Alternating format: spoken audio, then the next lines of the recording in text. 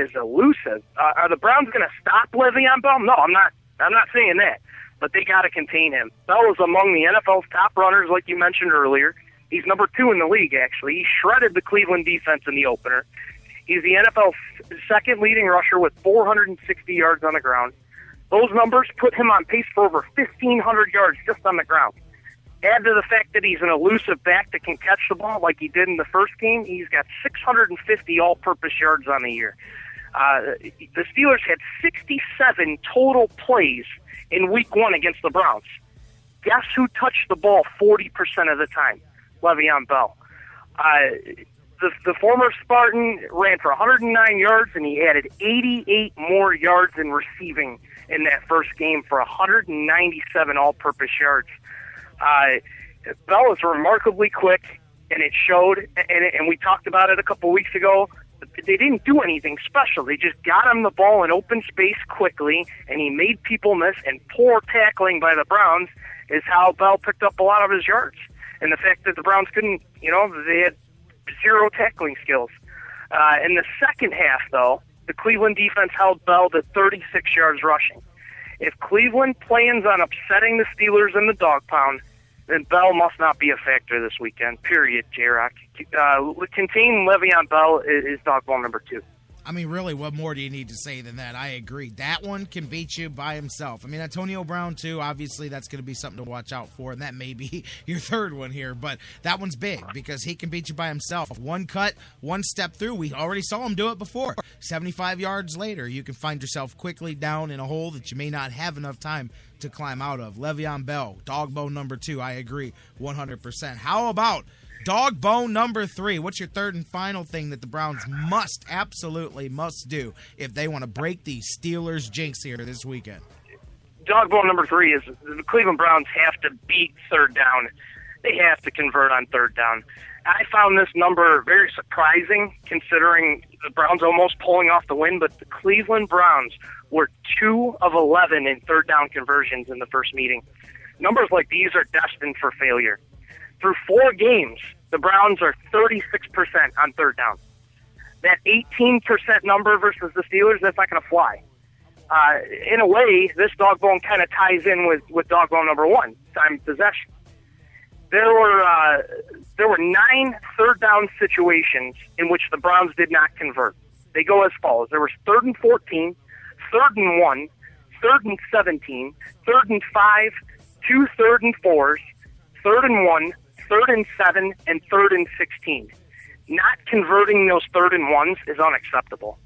In 3rd and long situations, Cleveland put themselves in those spots with either a penalty, poor play calling, or loss of yards. During that final possession, the Browns played right into the Steelers' hands in that first game. With 1:43 in the game, Hoyer took over at his own 20-yard line. He was sacked on first down. He missed Andrew Hawkins on second down, and that ate up 51 seconds of the clock. Pittsburgh, the Browns threw a wide receiver screen on third down and lost 5 yards. Pittsburgh called a timeout. There's 59 seconds left. It was poor execution and poor play calling in that final drive, and we all know the end result. Minimizing 3rd and longs and capitalizing on 3rd and obtainables, it's got to be a key in this contest. 2 of 11 on third down isn't going to beat the Steelers. I don't care if you're at home. I don't care if you're on the road. You're not going to win. If you're 2 of 11 on third downs, your chances obviously go way down. So if the Browns want to pull off this victory, they got to be better on third down this Sunday against the Steelers, J-Rock. Dog bone number 3 is beat third down. Third down's huge, both sides of the ball. And I'm going to add my own dog bone to that to kind of wrap a bow on that, which is protect Brian Hoyer, keep him clean in the pocket. The Browns have given up, as we talked about earlier this week, only 5 sacks this season, 3 in week number 1 to the Steelers, only 2 in the following 3 games after that. So the Steelers obviously got to Hoyer better. That was early in the season. The offensive line has gotten more time together, and they've become one of the best in the NFL. Can they keep those passing lanes clean? Can they keep Brian Hoyer off the ground well. So keeping that defensive pass rush away from your quarterback is going to be big, I think, too. All right, we got to wrap this thing up. So what do you think? It's easy to talk about this, and everybody's like, oh, man, one more week. I want to see. What do you think? Do the Browns snap this thing, or are they still moving ahead, but they take a step back? Man, J-Rock, I'm texting you during that first half of that game last week and during that second half. And the first text was Dennis Eckersley, wow. I know. And the second one was Lee Smith, wow. I know. It's man, I'm going to take them. I'm going to take the Browns. I like the fact that this team is gelling well. I love the offensive line. I think the Browns are going to be able to run the ball just like they did in the first game. I think we're in for another cardiac moment. I think this is going to come down to the final, another 2-minute drill, but I think the Browns are going to be on the other side of it this time. And I think Cundiff is going to knock the dagger into the Steelers and send them packing. And I'm going to take the Browns 29-26 at home against the Steelers. Wow, that's pretty close. I'm right there. I had 30-24. I thought the Browns take it with a late touchdown there. But, yeah, all right. Interesting. Let's see. Now we got to find out because, once again, like J.K. said, the bandwagon will really swell if they can go take care of this. But this is that monkey that's really hard to get him off your back there. So let's see what happens. Another great edition of the Dawg Bones. Ryan Ruiz. They can check you out. DogPoundNation.com. Spell it all out. And, of course, every Friday right here with the Dawg Bones on the Fix. Ryan, enjoy the game. It's going to be a rowdy Browns and Steelers game. Hopefully the Browns can inject a little bit of life back into this rivalry.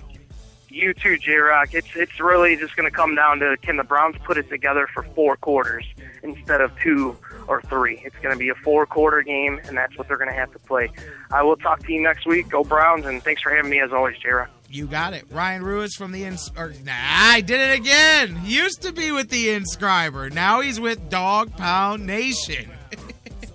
We'll be right back. Hey, there's 3 Dawg Bones to victory. He writes it every week for Dog Pound Nation and says it right here every Friday on The Fix. That's my man, Ryan Ruiz. We'll take a break, come back. Mike Brandenberry from DidTheTribeWinLastNight.com. Joining us next, we'll preview a little playoffs, talk some Tribe, and more as we head down the home stretch of the Sports Fix. Pads cracking, 73,000 screaming fans, hands clapping, yakking, snapping back the opposition, lost in the spirit of competition. The lines have been drawn at every single position. Take the field like the soldiers do, armor to the teeth. Anxious to do battle with the team to the east. If you're tired of the stammer, let me hear the war cry. Cleveland Browns till the day I die. Orange hat, white stripe, brown outline. From the backfield to the secondary, legends on the rise. There's something kind of about a kid that's never played baseball. Throwing you the best sports commentary in town. The Sports Fix.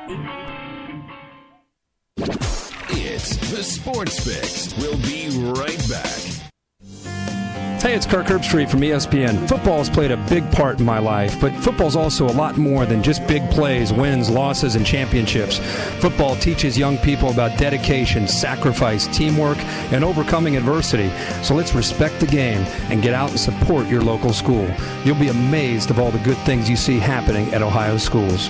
This message brought to you by the Ohio High School Athletic Association and the OHSAA Radio Network. Sports Fix listeners, like us on Facebook today. Facebook.com/The Sports Fix. Football season is party season at Harry Buffalo North Olmsted. Everyone wins at Harry Buffalo.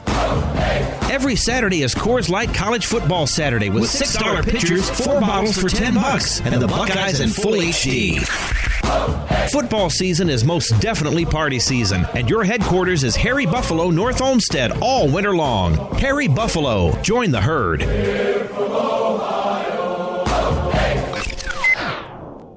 Hey everybody, this is Doug Plagans, the voice of the Lake Erie Monsters, and you're listening to the Sports Fix. Hey everybody, listen up. Listen up, guys. Hey guys, listen up. No one should ever hit a woman. Not their wife, not their girlfriend, not their date. No woman should have to fear violence. Especially not from someone they know and trust. But that's the reality for too many women. We have to change it. It's up to each of us, because even one is too many. Violence against women hurts all of us. Growing up, I was ashamed and afraid of my father when he abused my mom. The worst abuse of power is when a man raises his hand to hurt a woman. We all have to take responsibility.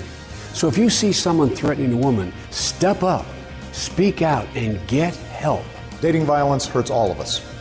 So step up and help end it. Because one is too many. One is too many. One is too many. One is too many. End the violence. Because it's wrong. Because one is too many.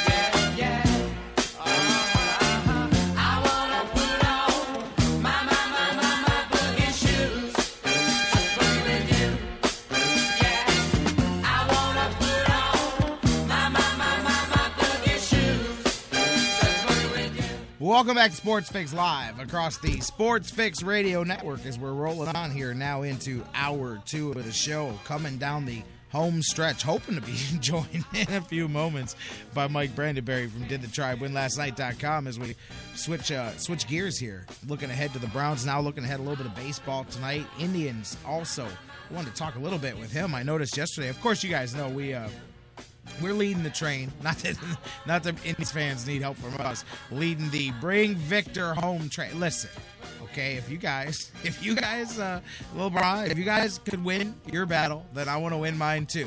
I'm cool. Hey, the LeBron thing is cool, and Cleveland's happy, and we're rolling. That's cool.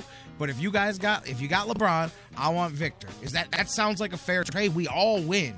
We all win in that situation. The LeBron people are happy. You got Bron back home. I just want Victor back home. Can we make that happen, Cleveland? Can you make that happen for us? I was noticing in the Plain Dealer yesterday, they had a front page. I was looking to pull it up here so I could reference it while we were talking, but they had a breakdown on the pros and cons of signing Victor Martinez. Of course, the scary part, and the part that people go, oh, J-Rock, you of all people, the end part of it where they point out the age thing. And I'm like, yeah, I get it. I understand that the possibility exists of having a Swisher-esque scenario coming up down the road when you got a guy in the late veins of his 30s and you're talking about a big contract situation. But man, and here's the scary thing. This is something I was looking forward to bringing up with Mike, is the one thing that people so often caution about is he just looking at his recent history. You would think this wouldn't be true, although he did just miss the season a couple of years ago with the ACL. But the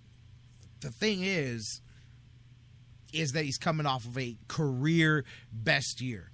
And that's always the scary thing. You know what I'm saying? That's the, wow, is it going to just start dropping off from here?